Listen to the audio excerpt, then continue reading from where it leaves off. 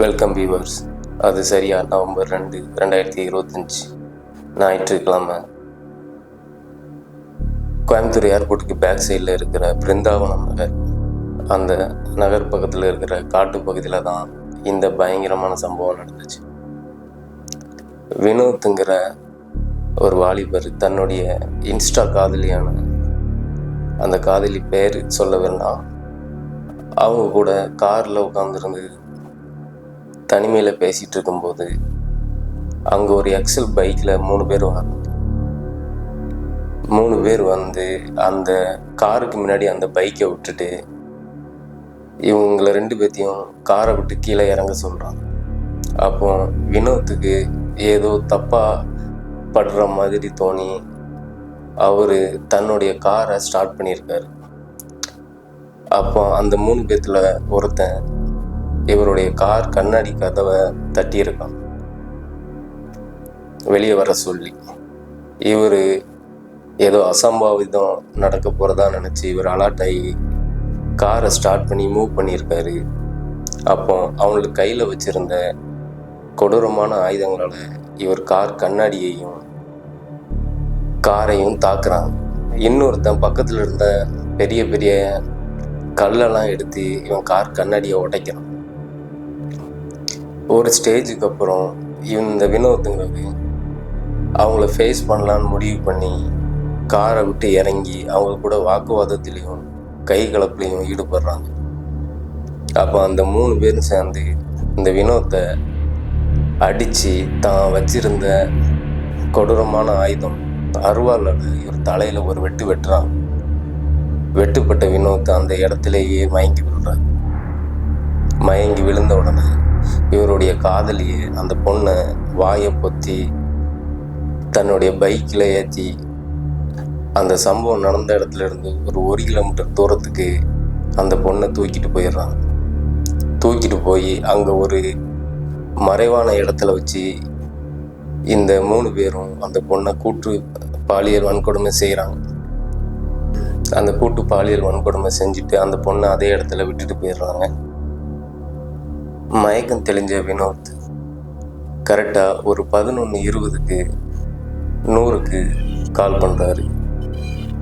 அந்த phone call Chennai head குவார்ட்டர்ஸுக்கு connect ஆகி அங்கேருந்து மறுபடியும் கோயம்புத்தூர் போலீஸ் ஸ்டேஷனுக்கு கனெக்ட் பண்ணி கரெக்டாக 11:45க்கு போலீஸ் அங்கே வந்ததாக சொல்லப்படுது.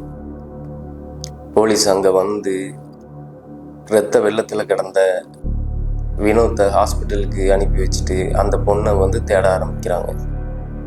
எப்போ மணி 11:45 மணிக்கு அந்த காட்டில் இன்ச் பை இன்ச்சாக தேடுறாங்க. எந்த சைடில் அந்த பொண்ணை தூக்கிட்டு போனாங்க, எந்த சைடில் அந்த பொண்ணு இருக்கும் அப்படிங்கிற மாதிரி கிட்டத்தட்ட ஒரு 100 போலீஸ்கிட்ட தேடினதாக சொல்லப்படுது. 11:45க்கு 11:45க்கு தேட ஆரம்பித்து அந்த பொண்ணு கரெக்டாக 4:25க்கு தான் அந்த பொண்ணை பார்க்குறாங்க. அதுவும் இவங்களாம் தேடி கண்டுபிடிக்க முடியல. அந்த பொண்ணா முழு நிர்வாணமாக அந்த பொண்ணு வருது. அதை பார்த்துட்டு அந்த பொண்ணுக்கு ஃபஸ்ட் எய்டு எல்லாம் பண்ணிவிட்டு இந்த பொண்ணையும் அதே ஹாஸ்பிட்டலுக்கு ட்ரீட்மெண்ட்டுக்கு அனுப்பி வைக்காங்க. இப்போ அந்த சம்பவம் நடந்த இடத்து பக்கத்திலே உள்ள சிசிடிவி கேமராக்களை வச்சு எல்லாம் பார்த்ததில் சந்தேகத்தின் பேரில் அங்கே பைக்கில் வந்ததில் இந்த எக்ஸலில் வந்து அந்த 3 பேர் மட்டுமே இருந்திருக்காங்க. இந்த 3 பேர் தான் அவங்க கன்ஃபார்ம் பண்ணி கரெக்டாக நவம்பர் 3 நைட்டு 8 மணிக்கு வெள்ளக்கோயில் அப்படிங்கிற ஒரு கிராமத்தில் ஒரு 3 பேர் இப்படி வந்து தங்கி இருக்கிறதா அங்குள்ள மக்கள் இன்ஃபார்ம் பண்ணி போலீஸ் அந்த இடத்துக்கு போகிறாங்க. அந்த வெள்ளக்கோயிலில் காட்டு பகுதியில் இந்த 3 பேரும் தங்கி இருக்கிறாங்க. இவங்கள பிடிக்கிறதுக்காக போலீஸ், அதை எஸ்ஐ சிவகுமார் வரும், அவங்கள அரெஸ்ட் பண்ண முயன்ற போது அவங்க வச்சிருந்த ஆயுதங்களால் இவரையும் தாக்குறாங்க. இதில் இவரும் படுகாயம் அடைகிறார், எஸ்ஐ சிவகுமார். அதுக்கப்புறம் இவங்கள வச்சிருந்த கை துப்பாக்கி வச்சு போலீஸ்காரங்க அவங்க 3 பேர்த்தையும் முட்டிலையாக சுட்டு இவங்க 3 பேர்த்தையும் அரெஸ்ட் பண்ணுறாங்க. இவங்களை அரெஸ்ட் பண்ணி இவங்களை விசாரித்து பார்க்கும்போது தான் மதுரையை சேர்ந்த தவசி 21 வயது சிவகங்கையை சேர்ந்த சதீஷ் 30, கார்த்திக் என்ற காளீஸ்வரன் 21 வயது. இதில் சதீஷும் கார்த்திக்கும் அண்ணன் தம்பிகள். பாருங்க, அண்ணன் தம்பிகளும் சேர்ந்து ஒன்றா படிப்பாங்க கேள்விப்பட்டிருப்போம், ஒன்றா வேலைக்கு போவாங்க கேள்விப்பட்டிருப்போம். அண்ணன் தம்பிகள் சேர்ந்து பண்ணுற காரியத்தை பாருங்க. இவங்க 3 பேர் தான் கன்ஃபார்ம் பண்ணி இவங்களை அரெஸ்ட் பண்ணி விசாரிக்கும் போது இவங்க மேலே ஏற்கனவே பல கேஸுகள் இருக்கு. அடிதடி, கொலை, வழிப்பறி, இந்த மாதிரி ஆல்ரெடி இவங்க மேலே நிறைய கேஸுகள் இருக்கு. இவங்க ஸ்டார்டிங்லேயே சொன்னால இவங்க ஒரு பைக்கில் வந்தாங்க, எக்ஸல் பைக்கில். அந்த பைக்கே இவங்களுடைய பைக் கிடையாது. இவங்க வேற ஒரு இடத்துல ஏதோ ஒரு பிரச்சனை பண்ணிக்கிட்டு வரும்போது தான் இந்த பைக் வீட்டு வாசலில் சாவியோடு இருந்த பைக்கை தூக்கிட்டு தான் இவங்க வந்திருக்காங்க. இந்த பைக்கும் இவங்களுடைய சொந்த பைக் கிடையாது. இவங்களுடைய தொழில் என்னன்னு கேட்டிங்கன்னா, இவங்க அந்த கோயம்புத்தூரில் இருவருன்னு ஒரு ஊர், அந்த ஊரில் இவங்க ஒரு வாடகை வீடு எடுத்து கொத்தனார் வேலை பார்த்துட்டு வந்திருக்காங்க இந்த 3 பேரும். இந்த சம்பவத்தில் பாதிக்கப்பட்ட வினோத்துங்கிறவருக்கும் அதே ஊர் தான், இருவர் தான்.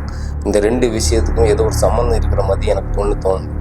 ஒன்று, இவங்க ஸ்டார்டிங்லேருந்தே அந்த பையனை ஃபாலோ பண்ணிகிட்டே இருந்திருக்காங்களா, அந்த பையன் அடிக்கடி இந்த பொண்ணு கூட இங்கே மீட் பண்ணுறான் அப்படின்னு இவங்க ஃபாலோ பண்ண போய் தான் எனக்கு தெரிஞ்சு அவங்க எங்கே போகிறாங்க, இந்த இடத்துல தான் வந்து மீட் பண்ணுறாங்கிறத இவங்க ரொம்ப நாள் ஃபாலோ பண்ணி நோட்டம் பார்த்ததாக தான் எனக்கு தோணுது. இல்லைன்னா அந்த நேரத்தில் இவங்க இங்கே தான் இருப்பாங்கன்னு சொல்லி இவங்க 3 பேத்துக்கும் எப்படி வந்து கரெக்டாக தெரிஞ்சுது.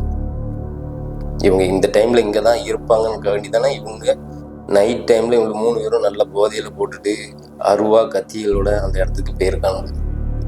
இது பர்ஃபெக்டாக பிளான் பண்ணி பண்ணப்பட்ட ஒரு சம்பவம் தான், யதார்ச்சியாக நடந்த சம்பவம் கிடையாது.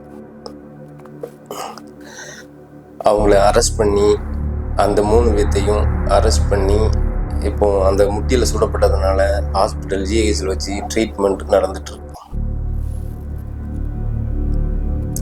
இப்போ இதே மாதிரி வந்து ஒரு பிரச்சனை தான் சென்னை அண்ணா யூனிவர்சிட்டியில் நடந்துச்சு. ஒரு பொண்ணும் ஒரு பையனும் தனியாக இருந்து பேசிகிட்டு இருக்கிறத இதே மாதிரி ஞானசேகரன் ஒருத்தன் ஒளிஞ்சிருந்து பார்த்து வீடியோ எடுத்து பிளாக்மெயில் பண்ணி அந்த பொண்ணை என்னென்னலாம் பண்ண சொன்னான் அப்படிங்கிறது எல்லாத்துக்குமே தெரியும். இப்போ நடந்த அந்த பிரச்சனை முழுசாக மக்கள் மனசை விட்டு போகிறதுக்குள்ளே இப்போ கோயம்புத்தூரில் நான் என்ன சொல்கிறேன்னா, தமிழ்நாட்டில் இந்த மாதிரி பிரச்சனைகள் குறையாமல் நடந்துக்கிட்டே இருக்குன்னா இங்கே உள்ள சட்டங்கள் சரியில்லை. அப்போவே எல்லாரும் சொல்லுவாங்க, அதாவது தண்டனைகள் கடுமையாக இருந்தால்தான் தப்புகள் குறையும். இங்கே தான் தண்டனையே சரி கிடையாது. நீ என்ன வேணாலும் பண்ணிட்டு வா, 3 மாசத்துல உனக்கு பெயில். அப்படிங்கிற போது யாருக்கு தான் பயம் வராது? எல்லாரும் அசால்ட்டா தப்பு பண்ணலாம், நம்ம என்ன பிரச்சனை பண்ணலாம், நம்ம 3 மாசத்துல வெளியே வந்துடலாம் அப்படிங்கிற இது இருக்கிற வரைக்கும் இங்கே தப்புகள் குறையாது. தப்புகள் குறையணும்னா தண்டனைகள் அதிகமாக இருக்கும். இந்த 3 பேருக்கும் என்ன ஒரு தைரியம் இருக்கும் நீங்களே கொஞ்சம் யோசிச்சு பாருங்கன்னா. இப்படி ஒரு பொண்ணு ஒரு பையனும் தனியாக பேசிகிட்டு இருக்காங்க. அங்கே போய் அந்த பையனை அருவாளால் வெட்டிட்டு அந்த பொண்ணை தூக்கிட்டு போய் இந்த மாதிரி பாலியல் சீண்டல் பண்ணுற அளவுக்கு இவங்களுக்கு தைரியம் இருக்குன்னா இதுக்கு வந்து காரணம் அவங்களுக்கு கிடையாது, நம்ம நாட்டோடைய சட்டங்கள், இங்கே இருக்கிற போலீஸுகள். நீங்கள் தண்டனைங்க பயங்கரமாக கொடுங்க. இந்த தப்பு பண்ணால் இதுக்கு தான் இவ்வளோ பெரிய தண்டனை. அவன் ஒரு தப்பு பண்ணால் அவனுடைய லைஃபே வந்து காலி ஆயிடும், அவனுடைய கேரியரே இருக்கக்கூடாது. அப்படி இருந்தால் தான் தப்புக்கள் வந்து குறையும். இதை விட்டுட்டு அந்த பொண்ணியை நைட் அங்கே போய் நின்னா, அந்த பொண்ணியை இங்கே போய் நின்னா அது சேஃபான இடம் கிடையாது, இதான கிடையாது. என்னது அப்போ தமிழ்நாட்டிலேயே சேஃபான இடங்கள், சேஃப் இல்லாத இடங்கள் இருக்கா? 10 மணிக்கு அவங்களுக்கு வந்து போதையில் பைக்கில் அருவா கம்போட சுற்றிட்டு அலைஞ்சிருக்காங்கன்னா அப்போ போலீஸ் என்ன பண்ணிச்சு? நீங்கள் எல்லா ஹெல்மெட் போடாத பைக்கில் நீங்கள் அவ்வளோ தூரம் பிடிக்கிறீங்க, அருவா கம்போட சுற்றிட்டு இருக்கவங்கள போலீஸ் ஏற்கனவே வந்து செக் பண்ணியிருக்கணும்ல. 2 வீலரில் 3 பேர் போகவே கூடாது, சட்டத்தில் இடம் கிடையாது. அப்போ இந்த 3 பேரும் நல்ல போதையிலையும் இருக்காங்க, இதில் கையில் வெப்பனும் வச்சுருக்காங்களே, இதில் பைக்கில் 3 பேர் ட்ராவல். அப்போ இவங்க எல்லாருமே போலீஸ் கண்ணுலாம் ஏமாற்றிட்டு தானே அந்த இடத்துக்கு வந்திருக்காங்களே. அதுவும் கோயம்புத்தூர்லேயே மெயினான சிட்டி ஏர்போர்ட் பக்கத்தில். இதை விட என்னத்தை சொல்கிறது? ஏர்போர்ட் பேக் சைடில் இந்த மாதிரி நடக்குதுன்னா சட்டங்கள் தான் சரியில்லை. மறுபடியும் சொல்கிறேன், தப்புக்கள் குறையணும்னா தண்டனைகள் கடுமையாக இருக்கணும். Thank you friends, thank you.